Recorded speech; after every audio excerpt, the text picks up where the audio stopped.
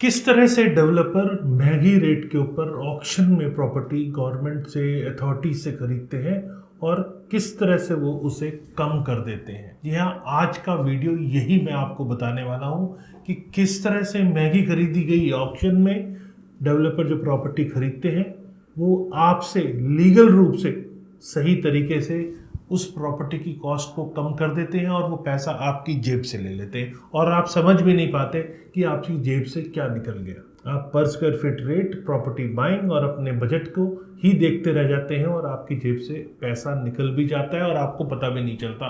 तो आज का वीडियो इसी टॉपिक के बारे में मैं आपको डिटेल में बताने वाला हूँ कि किस तरह से डेवलपर महंगा खरीद के और अपनी बाइंग को सस्ता कर लेते हैं, किस कंडीशन पे वो करते हैं, उन कंडीशंस के बारे में आपको बताऊंगा। तो चलिए शुरू करते हैं और इसको डिटेल में समझते हैं।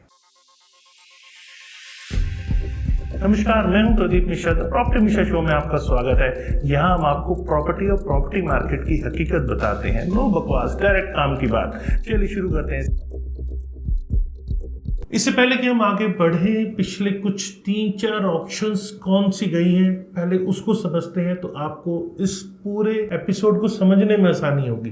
सबसे पहले सेक्टर 42 के अंदर एक ऑक्शन होती है जो कि 3.42 एकड़ की होती है। उसकी FAR 3.5 है और उसकी जो FSI है 3.5 के हिसाब से अगर हम permissible area to construct a building निकालते हैं तो 5,21,413 स्क्वायर फीट निकलता है और इसकी बिड जो जाती है 312 करोड़ की। मतलब इसे पर स्क्वायर फीट में आप देखेंगे तो 6,000 रुपए पर स्क्वायर फीट ही आपको मतलब डेवलपर की बाइंग बढ़ती है। दूसरा सेक्टर 43 की एक ऑक्शन, वो अगेन एक बड़े डेवलपर ने लिया है, पहला वाला भी एक बड़े डेवलपर ने लिया है। मैं किसी डेवलपर का नाम कोट नहीं कर रहा हूँ। सेक्टर 43 की जो ऑक्शन है 5.15 एकड़ की है जो कि FAR वहाँ 1.93 की FAR है और टोटल एरिया जो बनता है 4,32,965 स्क्वायर फीट का एरिया। इसकी ऑक्शन आप सुनेंगे तो आप भी हैरान रह जाएंगे कि 571 करोड़ रुपीस का इसका ऑक्शन प्राइस है। इसमें पर स्क्वायर फीट कॉस्ट आती है एज पर FAR जो FSI बनकर तैयार होती है, उस हिसाब से इसकी जो कॉस्ट आती है वो आती है 13,200 रुपीज पर स्क्वायर फीट। एक 54 में भी ऑक्शन होता है, 2.75 एकड़ की ऑक्शन, 3.5 की FAR है और जो टोटल एरिया बनता है 4,19,265 स्क्वायर फीट एरिया, मतलब FSI की बात कर रहा हूँ। 390 करोड़ रुपीस में ये सेल होता है। इसकी पर स्क्वायर फीट अगर हम निकालते हैं तो 9,300 रुपीज पर स्क्वायर फीट इसकी कॉस्ट आती है लैंड की। ये सब लैंड की कॉस्ट की बात कर रहा हूँ मैं। उसके बाद सेक्टर 48 के अंदर एक ग्रुप बाय करता है, एक डेवलपर बाय करता है 1.83 एकड़ लैंड जिसकी FAR 3.5 है। जो टोटल FSI आती है वो आती है 2,79,002। ये इसकी टोटल FSI निकलती है। यहाँ जो टोटल ऑक्शन का प्राइस है 125 करोड़ है और इसे अगर हम पर स्क्वायर फीट में देखते हैं तो 4,500 रुपीज पर स्क्वायर फीट।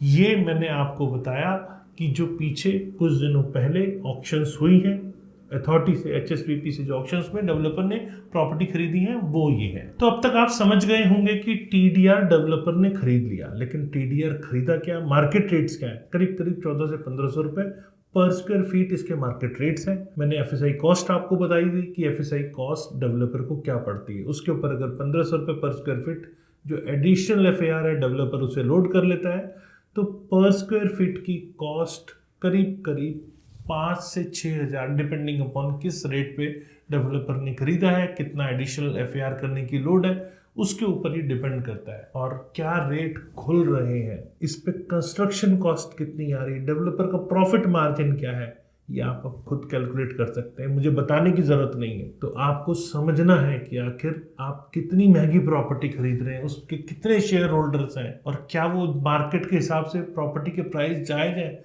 अगर जायज लगे, जस्टिफाइड लगे, तभी उस प्रॉपर्टी को खरीदें, क्योंकि ऐसी प्रॉपर्टी अगर आप बहुत महंगी खरीद लेंगे तो आपको कल को उससे मार्केट से एग्जिट होना मुश्किल हो सकता है। रियल एस्टेट प्रॉपर्टी रिटर्न देती है, लेकिन रियल एस्टेट में हर प्रॉपर्टी रिटर्न देगी मैंडेटरी नहीं है। तो उसके लिए आपकी बेस्ट कैलकुलेशन आपको अच्छा रिटर्न दिला सकती है। एक ही टाइम पे अगर आप 5 प्रॉपर्टी खरीदेंगे, पांचों प्रॉपर्टी अलग अलग रिटर्न देगी। इसका रीजन यही होता है कि हर प्रॉपर्टी के एट्रीब्यूट्स अलग अलग होते हैं। तो यहाँ पे टीडीआर लोड करने के बाद उसकी क्या कॉस्ट आ रही है, परचेजिंग प्राइस क्या आ रहा है, और उसके ऊपर कंस्ट्रक्शन कॉस्ट प्लस प्रॉफिट ये ऐड करके ज़रूर चेक कर लें कि रफली किस रेट तक की प्रॉपर्टी वो रिजनेबल है, आपको किस रेट तक बाय करना चाहिए। अगर आपको ना लगे तो ऐसी प्रॉपर्टी खरीदने से बचें, और मैं कहूँगा सावधान रहें। सावधान रहना आपके लिए बहुत ज़रूरी है। अगर सावधान नहीं रहेंगे तो रियल एस्टेट में आपके फंसने के आसार बढ़ जाते हैं, और फिर प्रॉपर्टी रिटर्न नहीं देती, या फिर आप कहते हैं कि प्रॉपर्टी में इन्वेस्ट किया और उसने रिटर्न नहीं दिया। प्रॉपर्टी रिटर्न देती है और 100% बहुत अच्छा रिटर्न देती है, लेकिन अगर वो कैलकुलेशन अच्छी करके खरीदी जाए, परफेक्ट कैलकुलेशन करके खरीदी गई प्रॉपर्टी रियल एस्टेट में हमेशा और हमेशा रिटर्न देती है और देती ही रहेगी। अब साथ साथ मैंने आपको पर स्क्वायर फीट बताया, जो कि 4500 से 13,200 रुपीज पर स्क्वायर फीट इसकी कॉस्ट है। इससे पहले कि हम आगे बढ़ें, हमें थोड़ा सा FAR को समझने की जरूरत है कि FAR होता क्या है। मान लीजिए आपका 100 गज का प्लॉट है। 100 गज का प्लॉट मतलब इसे स्क्वायर फीट में कन्वर्ट करते हैं तो 900 स्क्वायर फीट होता है। 900 स्क्वायर फीट की आपके टोटल प्लॉट है। जब गवर्नमेंट इसमें 2 की FAR देती है, 2 की FAR के केस में आप यहाँ इंटू 2 करते हैं, 900 इंटू 2 टोटल 1800 स्क्वायर फीट बना सकते हैं।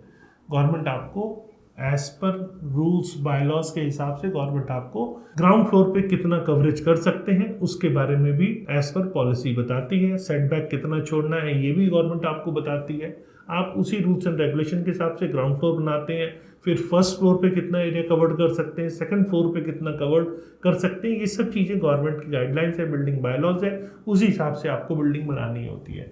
जो मैंने 2 से मल्टीप्लाई किया दैट इज FAR, और जो 1800 स्क्वायर फीट निकल कर आया वो है आपका टोटल FSI। मतलब टोटल आपकी FSI 1800 स्क्वायर फीट आप उस 900 स्क्वायर फीट के प्लॉट के ऊपर बना सकते हैं। तो आपको FAR और FSI करीब करीब समझ में आ गया होगा। अब आपको मैं वो तरीका बताने वाला हूं जिससे डेवलपर अपनी लैंड कॉस्ट को कम कर लेता है, महंगा खरीद के भी कम कर लेता है अपनी परचेजिंग को। वो है TDR, ट्रांसफर डेवलपमेंट राइट्स। मतलब जो परमिसेबल FAR आपको मिली है, जैसा ऑक्शन होता है तो ऑक्शन में अथॉरिटी मेंशन कर देती है कि यहाँ पे इतना स्क्वायर फीट एरिया आप बना सकते हैं, इतनी FAR है यहाँ पर, उस हिसाब से आप FSI निकालते हैं। उसके ऊपर TDR डेवलपर लोड करता है। मैं हरियाणा की बात करूँ तो हरियाणा में ट्रांसफर डेवलपमेंट राइट्स मतलब यहाँ डेवलपर एनहांस कर सकता है फ्लोर एरिया रेशियो को TDR बाय करके। अर्बन एरिया की बात कर रहा हूँ।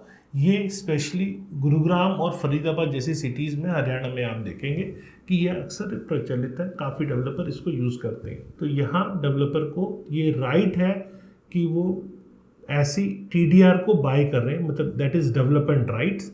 डेवलपर इसे बाई करता है और अपने प्रोजेक्ट के ऊपर वो उसको लोड कर लेता है, जिससे उसकी FAR बूस्ट हो जाती है और वो उसी एरिया पर, उसी प्लॉट साइज के ऊपर ज़्यादा स्क्वायर फीट एरिया कवर कर सकता है, मतलब ज़्यादा मकान बना सकता है। इसको थोड़ा सा मैं सिंप्लीफाई करना चाहूँ तो TDR को आपको थोड़ा सा और समझाने की कोशिश करता हूँ।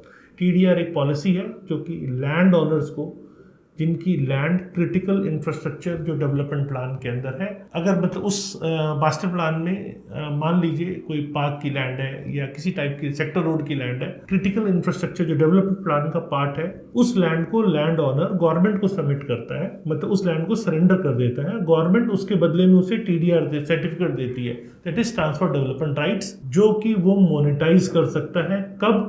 जब वो उसको बेचता है किसी भी डेवलपर को, और सेम डेवलपमेंट प्लान के अंदर। मतलब अगर गुरुग्राम मास्टर प्लान है तो वो क्रिटिकल इंफ्रास्ट्रक्चर वाली जो लैंड है वो गुरुग्राम मास्टर प्लान की ही होनी चाहिए। ऐसा नहीं है कि आप पटौदी मास्टर प्लान की लैंड को लाकर और गुरुग्राम के अंदर TDR को इनकैश कर सकते हैं। अब इसको थोड़ा सा कैलकुलेशन वाइज समझाता हूँ। और तो मैंने आपको समझा दिया कि TDR किस तरह से FAR कैलकुलेशंस के ऊपर लोड होता है। अब समझते हैं एप्लीकेबिलिटी इस पॉलिसी की कहाँ होती है। मतलब TDR सर्टिफिकेट कौन कौन से एरिया पर, किस लैंड पर बेसिकली लिया जाता है और उसे कैसे उसे लोड किया जाता है। सबसे पहले सेक्टर रोड और ग्रीन बेल्ट के बारे में बात कर लेते हैं। TDR में अगर ऐसी लैंड है, ऐसी रोड जो कि इनकी विड्थ कुछ भी हो वो चलेगा, जो कि डेवलपमेंट प्लान का हिस्सा है, और वो कहीं हद तक एक तरह से सेक्टर डिवाइडिंग रोड है, 2 सेक्टर को डिवाइड कर रही है, और उसका जो लैंड यूज है वो सेक्टर रोड का लैंड यूज है। तो ऐसा सेक्टर रोड या उसके साथ में लगती हुई ग्रीन बेल्ट जो डेवलपमेंट प्लान का पार्ट है, वो लैंड एलिजिबल होती है टीडीआर सर्टिफिकेट के लिए। और अलाइनमेंट जो सेक्टर का है उसकी जो ग्रीन बेल्ट है, मतलब इसे सरल भाषा में बताऊं तो सेक्टर रोड और उसके साथ में लगती हुई ग्रीन बेल्ट को इसके अंदर आप ऐड कर सकते हैं। दूसरा है सेक्टोरल प्लान रोड पॉकेट्स, ऐसी इंटरनल रोड्स जो कि 30 मीटर, 24 मीटर, 18 मीटर जो ROW है, ये भी अप्रूव्ड सेक्टर मास्टर प्लान के हिसाब से, मतलब सब आर्टेरियल रोड जो है वो उसी डेवलपमेंट प्लान की अगर है तो वो भी इसके अंदर उसके अगेंस्ट में भी टीडीआर लिया जा सकता है। तीसरा है ईडीसी वर्क्स। अब आप कहेंगे ईडीसी वर्क्स क्या है? ऐसी लैंड जो कि सेक्टर प्लान के अंदर ईडीसी वर्क्स के लिए, जैसे कॉलेज, हॉस्पिटल, ESS साइट, इन सब चीज़ों के लिए अगर रखी गई है तो वो भी टीडीआर सर्टिफिकेट के लिए एलिजिबल है।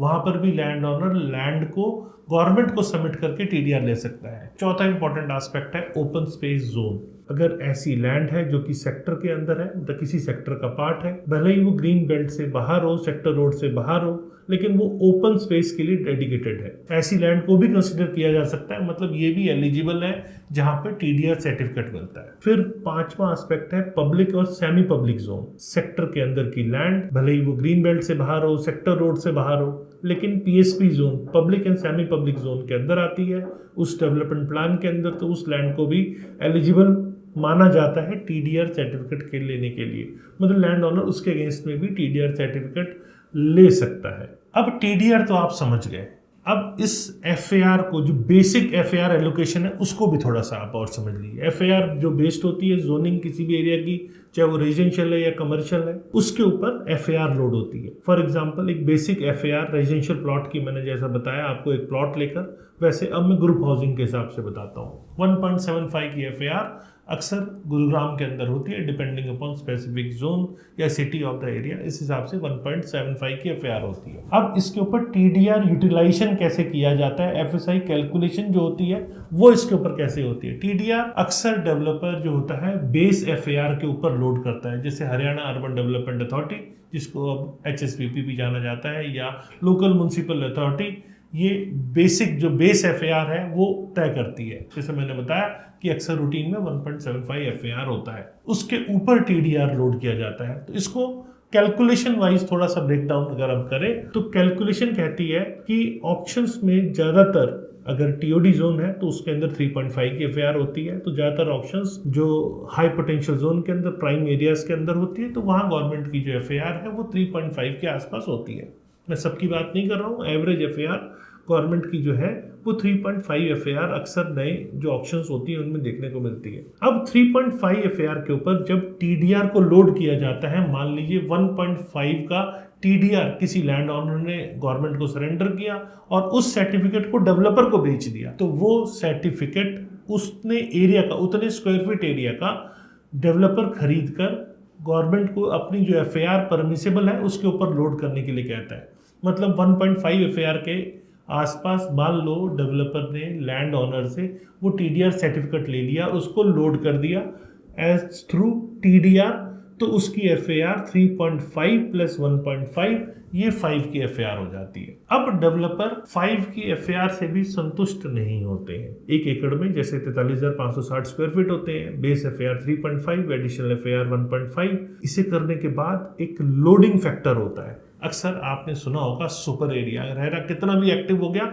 लेकिन आज भी प्रोडक्ट आपके पास जो ऑफरिंग आती है वो सुपर एरिया पे आती है। कारपेट एरिया बताया जरूर जाता है, लेकिन अक्सर लोग उस पर ध्यान देते नहीं है, या ध्यान देके भी कुछ नहीं कर सकते हैं, क्योंकि मार्केट का ट्रेंड सुपर एरिया के हिसाब से आज भी चल रहा है। रहरा आने के बावजूद भी इस चीज में कोई बदलाव देखने को नहीं मिल रहा है। लेकिन हाँ, आप एज अ डेवलपर उसके ऊपर टीडीआर लोड तो कर सकते हो, लेकिन उस पर कई बार गवर्नमेंट की कैपिंग भी होती है।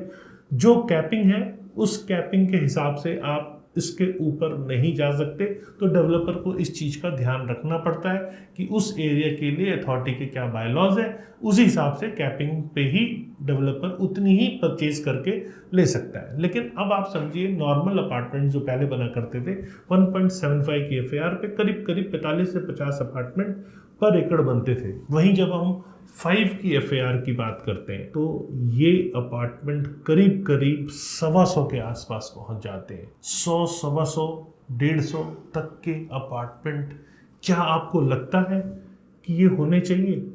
चलिए इसको थोड़ा सा आगे और डिस्कस करते हैं। पहले उस पॉइंट को मैं ख़त्म कर लूँ कि परचेज करता है डेवलपर टीडीआर, और टीडीआर मार्केट ड्रिवन कंडीशंस के हिसाब से परचेज करता है, कैसी सप्लाई है, क्या रेट है, और ये कौन सी लैंड है उस हिसाब से भी टीडीआर कितना मिलेगा उस पर डिपेंड करता है। वो टीडीआर की कैलकुलेशन में कैसे रिट्रीव होती है इस पर मेरे को लगता नहीं कि आपको बहुत ज़्यादा डिटेल में समझने की ज़रूरत है एज अ होम बायर। लेकिन हाँ, आप आज का वीडियो मेरे उन लोगों के लिए भी है जो रियल एस्टेट की फील्ड में काम करते हैं, उनको भी समझने के लिए बहुत इंपॉर्टेंट है, क्योंकि अक्सर मैंने कई जगहों पे देखा है कि ये बेसिक कंसेप्ट्स भी कईयों को क्लियर नहीं होते। तो टीडीआर लोड करता है डेवलपर, वो मार्केट कंडीशन पे बाय करता है और फिर अथॉरिटी को सबमिट करता है अप्रूवल के लिए। टीडीआर को अथॉरिटी चेक करती है, जो परमिसेबल एडिशनल लिमिट्स के अंदर वो आती है तो अथॉरिटी उसको ओके करके और उस लैंड पर एडिशनल एफआईआर को लोड करके डेवलपर को बनाने को दे देती है। तो अब मैं आपको जो बीच में रुक गया था मैं उसको कंटिन्यू करता हूँ। डेवलपर ने एफआईआर खरीद लिया, पर एकड़ 125 140 तक अपार्टमेंट मान लो चले गए। अब एक लैंड जिसपे 45 से 50 अपार्टमेंट बनने थे और वहां 130 से 150 के बीच में अपार्टमेंट बनते हैं, तो आपकी लैंड पे शेयरिंग, आप ग्रुप हाउसिंग में क्या बाय करते हैं? दो चीज़, एक अपार्टमेंट बाय करते हैं, आपको यही समझ में आता है, लेकिन प्रैक्टिकल ये है कि आप उस अपार्टमेंट के अंदर उस प्लॉट के ऊपर आपका शेयर भी है जो आपने बाय किया है। तो वो शेयर आपका जितनी एफआईआर बढ़ती है उतना ही आपका शेयर कम हो जाता है। तो आप ना समझ के भी पर स्क्वायर फीट के रेट में, परचेजिंग प्राइस के रेट में या बजट के चक्कर में रहकर अपनी परचेजिंग को कॉस्टली कर लेते हैं। जब उस पर मैक्सिमम नंबर ऑफ अपार्टमेंट मान लीजिए 130 140 के आसपास बनते हैं, जो कि रेगुलर एफआईआर पे करीब करीब 45 से 50 बनते हैं, तो वहाँ पर परचेजिंग आपकी ऑलमोस्ट 3 टाइम्स हो जाती है। आपको लगता है कि मेरे बजट में आ रहा है, लेकिन वो बजट से कहीं हद तक दूर चले जाता है, क्योंकि अगर बिल्डिंग की कंडीशंस खराब हो जाती हैं 30 साल 40 साल 50 साल 60 साल के बाद, तो उस केस में जब बिल्डिंग फिर से बनती है तो वो एफआईआर में जितने लोग आते हैं पर एकड़, मान लीजिए 10 एकड़ है तो 10 एकड़ में फॉर एग्जांपल 130 पर एकड़ के हिसाब से देखें तो 10 एकड़ में करीब 1300 अपार्टमेंट बने। तो वो 1300 अपार्टमेंट मतलब 1300 उस लैंड के 10 एकड़ लैंड के शेयर होल्डर्स हैं। तो उसमें और एडिशनल अपार्टमेंट ज़्यादा बन सकते हैं लेकिन कम नहीं बनेंगे। तो ये आपकी जेब पर डाका जो पड़ा वो कंटिन्यूस लंबा डाका पड़ा, और ये लीगल तरीके से पड़ा। मतलब यहाँ अथॉरिटी इस चीज़ को अप्रूव कर रही है कि आप इतना बना सकते हैं, तो डेवलपर भी, मुझे लगता नहीं कि कोई वो इलीगल काम कर रहा है। लेकिन एज अ बायर आपको ये समझना ज़रूर है कि एफआईआर आपकी पॉकेट पे क्या इम्पैक्ट कर रहा है। अब यहाँ इंपॉर्टेंट इशू ये हो जाता है कि आप बाइंग करते हुए क्या ये चीज़ें देख रहे हैं? नहीं देख रहे तो आपको ये देखना चाहिए कि एफआईआर क्या है, कितने नंबर ऑफ अपार्टमेंट बन रहे हैं, उसके हिसाब से आप पर स्क्वायर फीट आपको क्या कॉस्ट पड़ रही है, ये आपको चेक करना है। कहीं आपकी जेब पे डाका अनजाने में तो नहीं पड़ रहा। ये चीज़ें आपको चेक करनी है। सजग बायर की तरह हमेशा ये चीज़ें आपको चेक करनी है, और अगर सजग रहेंगे तो अच्छी बाइंग कर पाएंगे, अच्छा प्रॉपर्टी के ऊपर इन्वेस्टमेंट करके रिटर्न पा पाएंगे। हमेशा मेरे साथ इन्फॉर्म्ड बायर की तरह, जैसा आप मेरे वीडियोस को वॉच करते हैं तो मुझे भी अच्छा लगता है। इन्फॉर्म बायर हमेशा बने रहें, कहीं ठगा ना जाएं, इसकी कोशिश मेरी हमेशा रहती है। कैसी लगी आपको मेरे द्वारा दी गई जानकारी? अगर जानकारी पसंद आई तो लाइक कमेंट शेयर करें, और फ्यूचर में रेगुलर ऐसे इन्फॉर्मेटिव वीडियोस देखने के लिए मेरे चैनल को सब्सक्राइब करें। नमस्कार, जय हिंद।